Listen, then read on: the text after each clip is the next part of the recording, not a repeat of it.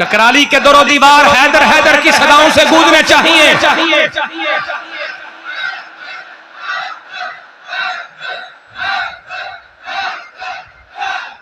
मेरे इमाम ने फरमाया था माहिए रिफ्जो तफजीलो नस्बो खुरूज।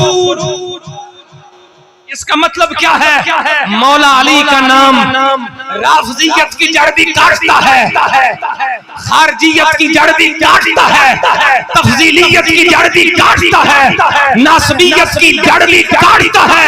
मौला अली का नाम सुन्नियत का झंडा बुलंद करता है।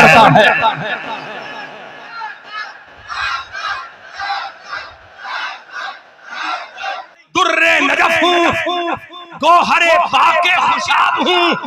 ऐ बरेली के ताजदार, हमें तो आजी का सबक पढ़ाते हो, हमें तो इंकिसारी का दर्स देते हो, और आप इतनी बड़ी बात कि अपनी शाने खुद बयान करते हो।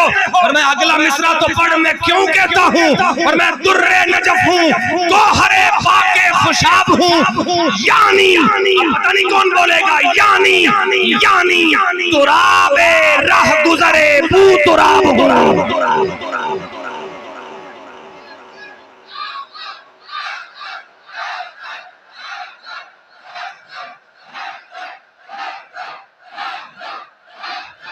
बरेली वाले शाह सवार फरमा गए, इतना बड़ा मैं इसलिए हो गया हूँ कि अहमद उस रेत का एक जर्रा है जहां से मेरे पीर अली गुजरे थे।